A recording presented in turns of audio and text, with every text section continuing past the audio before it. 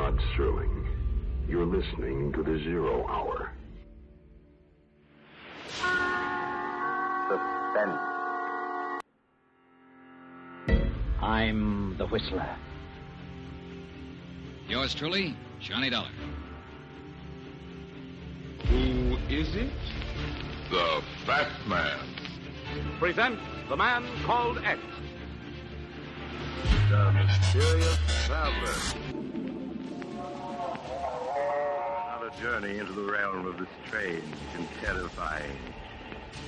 I hope you will enjoy the trip, that it will thrill you a little and chill you a little. So settle back, get a good grip on your nerves. Where are we going? You'll find out when we get there.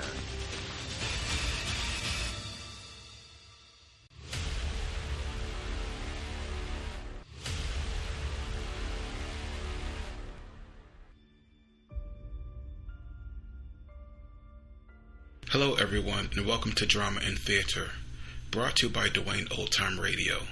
Drama and Theater features some of the best programs from the golden age of radio, including Escape, The Fat Man, Suspense, The Whistler, Zero Hour, Yours Truly, Johnny Dollar, and many, many more. Before we start today's drama, if you enjoy what I'm doing, let me ask you to subscribe to my channel. Subscribing is 100% free, and you will receive notifications on new posts. Lastly, if you have a moment, write a short 1 or 2 sentence review or give a rating on your preferred podcast service. A positive review or rating would help me out a lot. And now, on to the drama. And thank you for your support, as always. Hope you enjoy. This week we have The Mysterious Traveler. And this drama is titled The Good Die Young. And this episode aired February 27, 1944.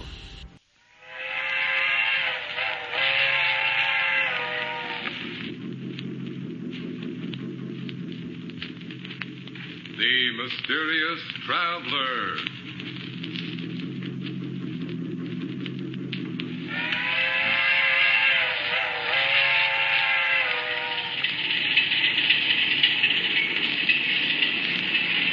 This is the Mysterious Traveler, inviting you to join him on another journey into the realm of the strange and terrifying. I hope you will enjoy the trip, that it will thrill you a little and chill you a little. So settle back, get a good grip on your nerves. I hope it's not making you nervous, being alone with me here in the dark.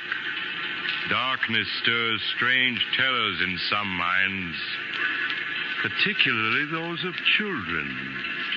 For children live in a world of their own, a world far removed from that of adults. Who among us knows the psychology of the child mind, with its devious thoughts and actions, as in the tale of The Good Die Young.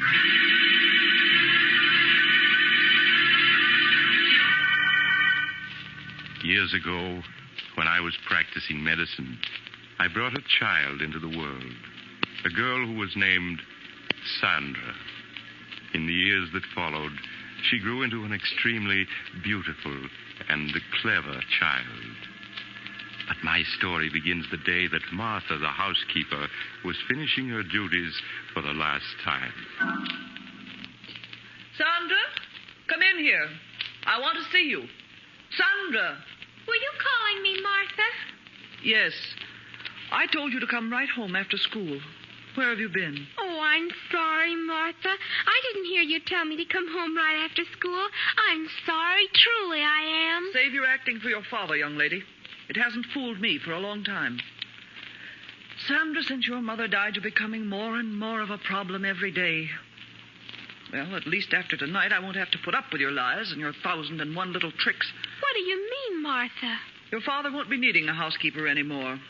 I'm leaving tonight. But why? Well, I'm not supposed to tell you. But you may as well know now as later. Your father is bringing home a new mother for you tonight. A new mother? Yes, he's just married again. But I don't want a new mother. Daddy and I I don't need anyone else. We're happy the way we are. Sandra, stop screaming. I won't have it. Do you hear? I won't have it. Your new mother's a very fine woman. I met her last night. I hate her. Daddy's mine and no one else's. She hasn't any right to him. If you don't stop that screaming, I'll tell your father when he comes home tonight. Oh, no, don't do that. I'll be good. But I hate her, and I always will. I'll never stop hating her. That's a fine way to talk. Perhaps I ought to warn the poor woman about Sandra. Well, then it's none of my business. Besides, she'll find out about her soon enough.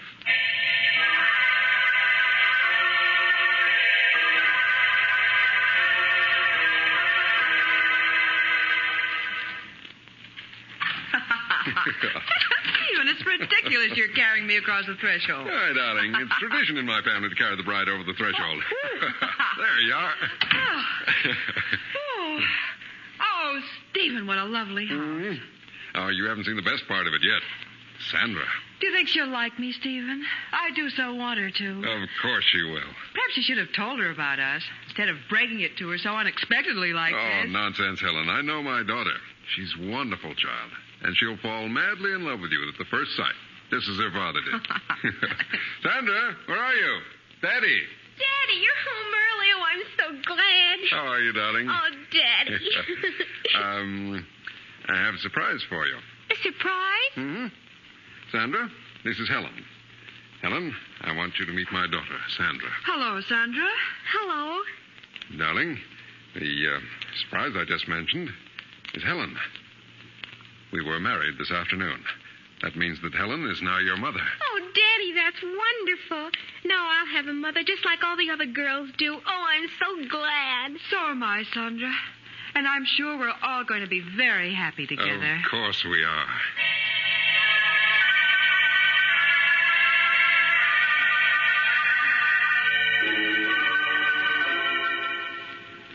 That night, after the family had said goodbye to Martha and seen her off, Sandra was sent to bed. She lay quietly in the darkness, thinking. Occasionally, she would speak softly to her doll, Barbara. She hasn't any right being here, Barbara. Daddy and I were perfectly happy until she came along. Tonight, he didn't even notice me. Just kept looking at her.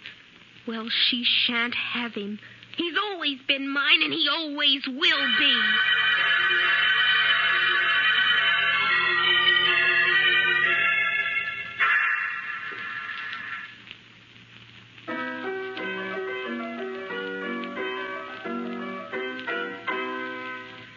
There. That's enough of that. Now, let me see.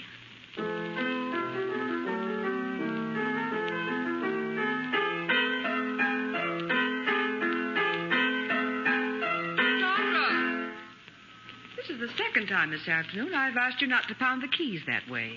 That's no way to play. I'm sorry, Mother. It's not only the piano, dear. There are many other little things.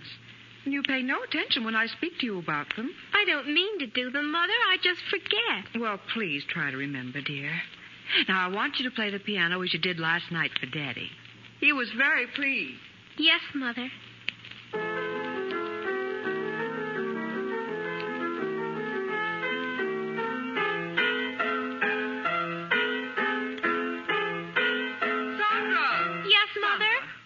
I thought I asked you to stop pounding the piano like that. But, Mother, I was just composing a new piece for Daddy. Well, that wasn't music, Sandra, but just noise. That'll be enough for today.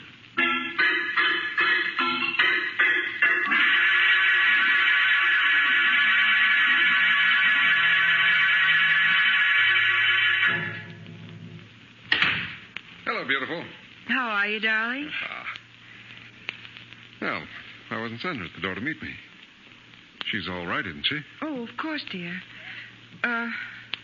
Stephen. I was a bit angry with Sandra this afternoon. Angry with Sandra? Why? What'd she do? Well, several times this afternoon I had to speak to her about pounding the piano, being loud and discordant. Well, that isn't like Sandra. You know how well she plays. Yes, of course. That wasn't the way she played today. Well, I'll go up and see her. All right. Supper will be ready soon. All right, Helen.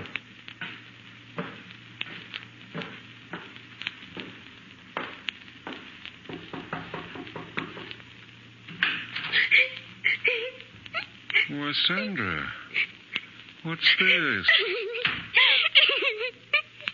Oh, Daddy. What's wrong? You never cry. I was only trying to compose a new piece for your birthday next month. A new piece for my birthday? Yes, I wanted to surprise you. Oh, there, dear. You mustn't cry. I'm sure Mother understands you didn't mean to be bad. Now, here, let me wipe your tears. Oh, Daddy, I love you so. I just wanted to compose something wonderful for you. I understand, darling. Oh, Daddy, you always understand.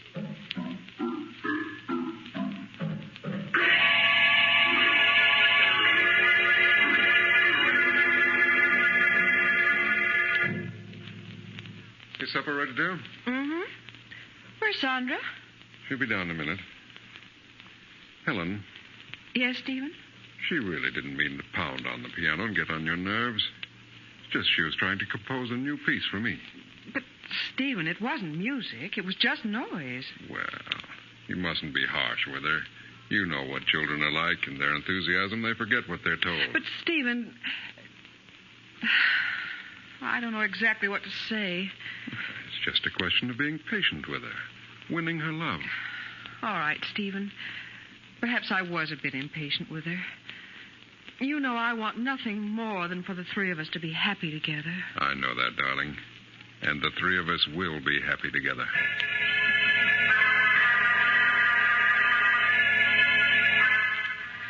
In the weeks that followed, Helen tried to overlook Sandra's slamming of doors, constant droppings of objects, and other nerve-wracking incidents. In time, she felt, Sandra would come to accept her love and guidance. It was just a matter of patience. Sandra, is that you? Yes, Mother. Please sit down, dear. I want to talk to you. All right, but do hurry. Daddy will be home soon. Sandra, every day I've been giving you milk money for school.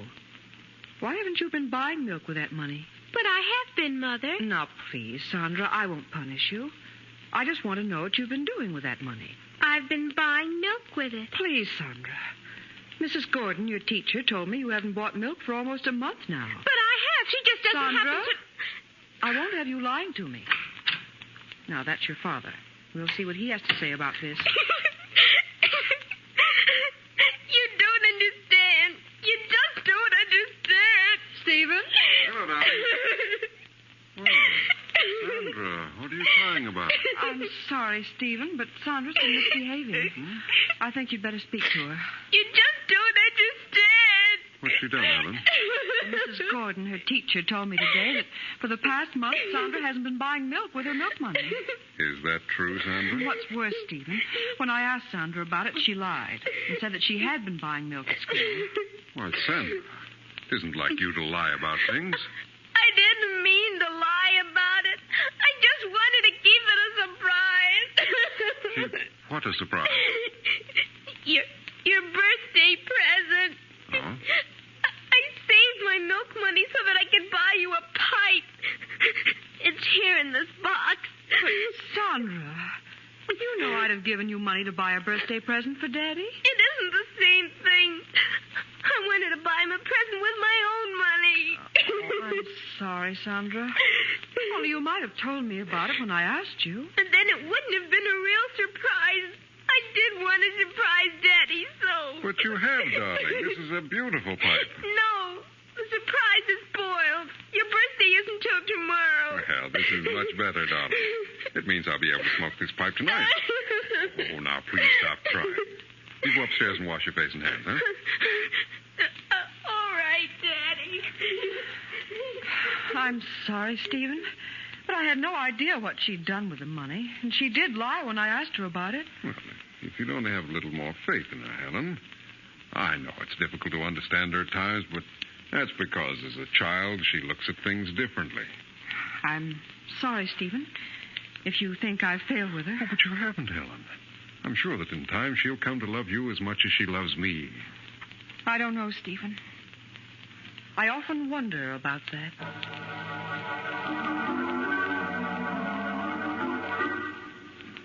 As the weeks went by, Helen found herself coming no closer to winning Sandra's confidence.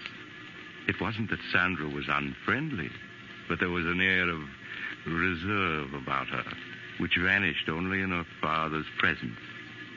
Helen felt Stephen watching her anxiously when Sandra was about, and sought to reassure him. Her one thought was to preserve their happiness. Hello, Helen. Hello, dear. Oh, what happened to that vase, dear? Sandra broke it. Oh? Well, accidents will happen. Stephen, this is the fourth piece she's broken in 2 weeks. And each of them were pieces I've treasured, had for years. Why, Helen, you sound as though Sandra had deliberately broken those vases because they were yours. Well, why is it that only my things are broken? Oh, Helen, surely you don't believe she's deliberately breaking your things. I don't know what to believe. The first few times I thought it was an accident, but now... But, Helen... Oh, please, Stephen, let's not quarrel. Perhaps I'm wrong. I admit I haven't any proof. It's just all the little things adding up. Helen, what are you talking about? Oh, you wouldn't understand even if I told you. Where's Sandra? In her room, I suppose. Well, I'll go up and see what she's doing, huh? All right, Stephen.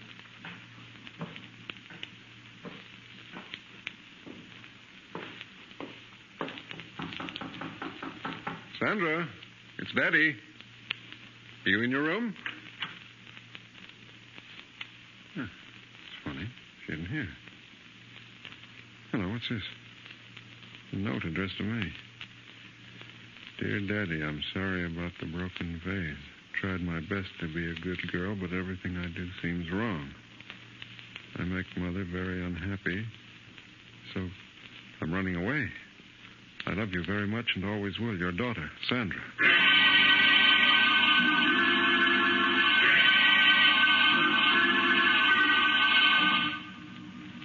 After searching vainly for an hour in the dark and cold, Stephen returned and notified the police. All through the long hours of the night, he and Helen sat up, not saying a word, each afraid to speak, for fear of what might be said. As the first rays of dawn showed, the doorbell rang. Stephen rushed to answer it. Mr. Hamilton? Sandra. Oh, Daddy. Darling, everything's all right now. I'm the police matron from the 55th Street station, Mr. Hamilton. One of the officers on the force just found her. Thank you. Thank you very much for bringing her home. Oh, that's all right, Mr. Hamilton. It's our job. Goodbye. Goodbye. There, dear. Don't cry. Oh, Daddy, it was so dark out there. And I thought I'd never see you again. What a thing to say. How do you feel, Sandra? Do you want me to take her, Stephen, and put her to bed? No, I'll do it, Helen.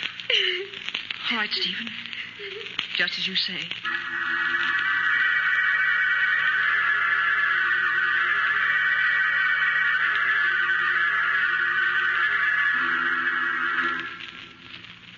Is she all right, Stephen? Mm-hmm. She just fell asleep.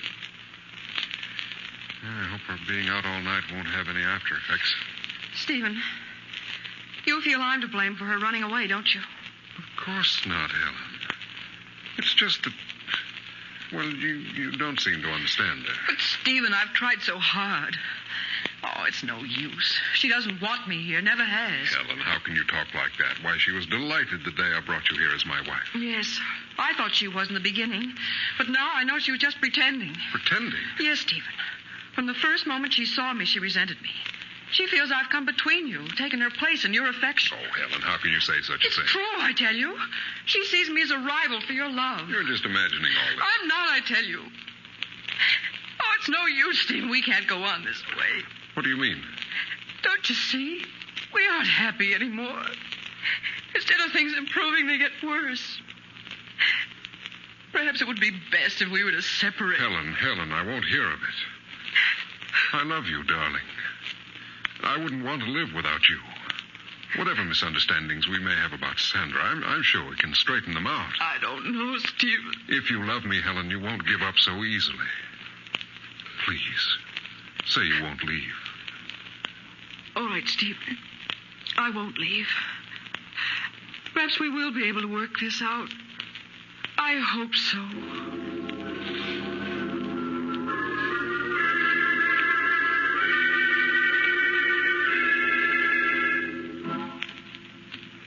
Sandra? Sandra? You awake, darling? Yes, Daddy. Sandra, Mother and I were very upset when you ran away last night. Mother seems to think you ran away because you couldn't get along with her. She felt so badly about it, she wanted to go away. She did? Yes. But I told her how much we both loved and needed her. So she's promised to stay. Oh.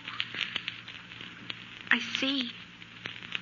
Sandra, you will try to be a good girl and do as Mother wants, won't you? It would make Daddy very happy. Oh, Daddy, I'd do anything to make you happy, anything. That's a good girl, darling. Now, you get up and get dressed, huh? I'll wait for you downstairs. All right, Daddy. He just doesn't understand. He should have let her go, but she's still here. And she's going to stay. I won't have it. I won't have it. I hate her. I hate her.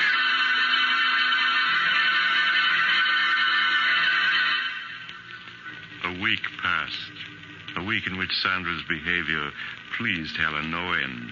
At last it seemed they were going to be the happy family she had always dreamed they would be. Helen, Yes, dear? will you bring my coat with you when you come downstairs? Sandra and I are going for a walk. All right, Stephen. I'll get it and be right down. Daddy, can we walk down to the river? Oh, we won't have enough time for that, Sandra. Stephen? I have your coat, but I can't find your scarf. Oh, the scarf's down here, Helen. Just bring the coat. Oh, all right. Stephen, I hope... Helen! Helen! Helen, are you all right? Helen, speak to me. Daddy, is she dead? No, Sandra, don't talk like that. Quick, phone Dr. Smith at once.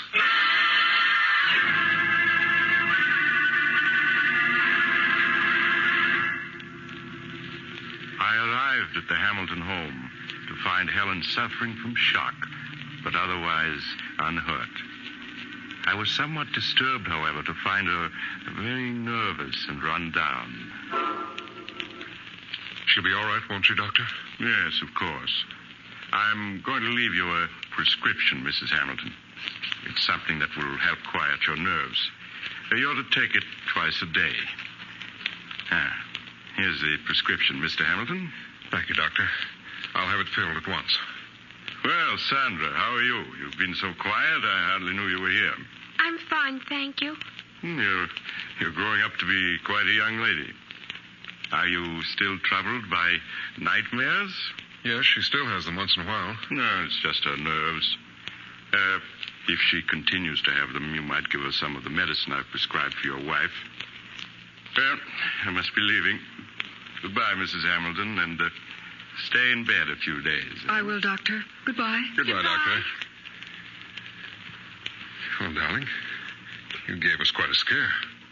Yes, I slipped on something on the top step. You must have slipped on a marble, dear. I found 7 or 8 of them on the top step. A marble? Sandra, were they your marbles? No, Mother. They belong to Margie. She must have left them on the stairs when we were playing here. Oh, I see. It wasn't my fault. Truly it wasn't. Of course it wasn't, Sandra. Our mother knows you wouldn't leave marbles lying around where she could slip on them. Isn't that so, Helen? Yes, Stephen. I'm sure Sandra wouldn't want anything to happen to me.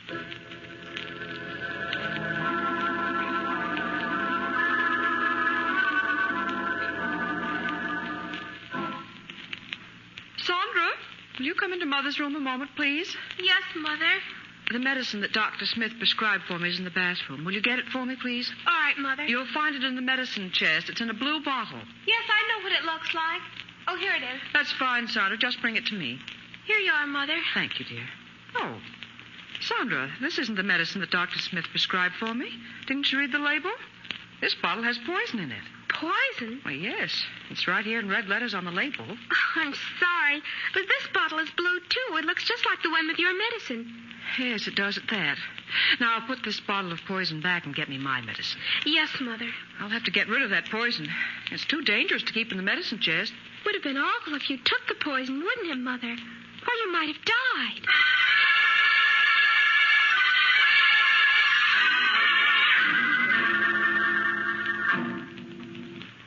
No, go away. I hate you. Oh, I hate you. He's mine. You shan't have him. He's mine. We don't want you. We don't want you. Wake up. You're having a nightmare. Oh, Daddy. Daddy. Don't leave me. Don't leave me. Well, of course I won't, Sandra. Stephen, she's so frightened. Yes, these nightmares leave her nervous for hours. Darling, there's nothing to cry about now. Oh, Daddy, I was so frightened. Come here a moment, will you, please? All right, Helen. Oh, Daddy, don't leave me. No, Sandra. I'm not going to leave you. I'm just going to see what Mother wants. What is it, Helen? Stephen, Dr. Smith said if she had a nightmare, some of the medicine he prescribed for me would help her. Well, Sandra doesn't like taking medicine. But this medicine's very easy to take, and it'll have her asleep in no time. If you think it's best. Yes, I'm sure it is. Now, you go back to Sandra while I get the medicine and a glass. All right, Helen. Now, Sandra, you must stop your crying. Daddy's here. Don't go away, Daddy. I want you to stay with me. Of course I'll stay with you. What were you dreaming about, dear? I don't know. It was all so mixed up. Oh, Daddy, will you always love me more than anybody else in the world? Of course. Now, stop your crying. All right, Stephen, I have it. Now, if you just have Sandra sit up. Come on, darling. Sit up now. That's it. What's Mother doing? She's pouring you some medicine. It'll help you sleep, darling. Medicine? Yes. It's the same medicine Mother takes for her own nerves. No, I don't want it. Now, please, Sandra. It'll make you feel much better. No, don't come near me. I don't want But, it. Sandra, Mother takes it twice a day. There's nothing to it. No, I won't take it. I won't. Perhaps you'd better let it go, Helen. Nonsense, Stephen. She'll have us up all night if she doesn't take it. All right. Now, Sandra, stop being a baby and take this medicine. No, Daddy, don't let her make me take it. Don't let her. Sandra, are you going to let me give you this quietly, or do I have to make you take it? No, it'll kill me. I know it will. Yeah, let me hold your head. That's it. No. Now, Sandra, stop clenching your teeth. Open your mouth. Do you hear? Daddy, don't let her. There, you've taken it. All this fuss over nothing. Helen, she's talking. Daddy, it burns. Sandra, what's wrong? It's burning me. Daddy, help me. Help me. I can't breathe. Helen, quick. Call Dr. Smith. Tell him it's an emergency.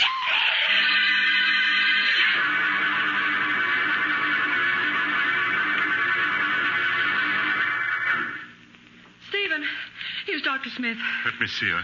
She's been unconscious for 10 minutes now. Doctor, you must do something. I'm afraid it's too late, Mr. Hamilton. She's dead. Oh, no. No, she can't be. I'm sorry. How can she be? We only gave her the medicine you prescribed for Helen. Yes, here it is. Let me see it. But this medicine wouldn't kill her. It's only a nerve tonic. You can see. Doctor, what is it? Why, this is the bottle, all right. But the medicine in it isn't the medicine I prescribed. But it is. I took some of it last night. I assure you, this isn't the medicine I prescribed. Then what is in that bottle? It smells like carbolic acid. Carbolic acid? But that's impossible. Look at the label. You can see it's my medicine. Yes, the label's right, but someone poured out the medicine I prescribed and replaced it with carbolic acid. Oh, no. But why? Why should anyone want to do such a thing? Who could possibly want to kill Sandra? Everyone loved her. Ask Helen. She'll tell you that Sandra... Stephen, why are you looking at me like that? Surely you don't believe I poisoned her? Stephen, no. No!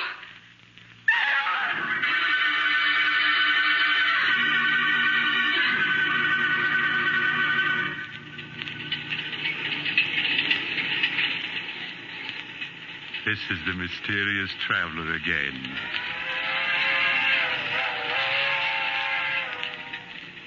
Have you enjoyed our little trip? By the way, do you have a child in your home? If so, I do trust it isn't angry with you. You can't be too careful with children. Why, I recall another child who, after being punished by his parents, took a razor and... Oh, you're getting off at the next stop. I'm sorry. Perhaps you'll join me again soon. I take this same train every week at the same time.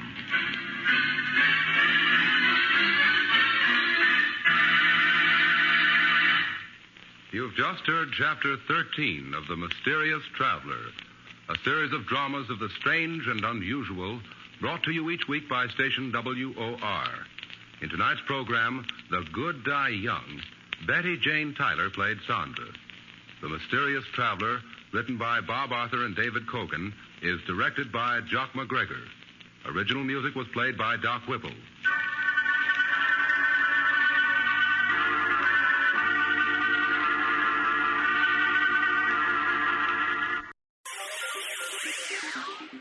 Thank you for listening to and showing your support for my podcast. If you would like to receive notifications of when new episodes are posted, please subscribe to my channel. Subscriptions are 100% free, and they really help me get an idea of how I'm doing.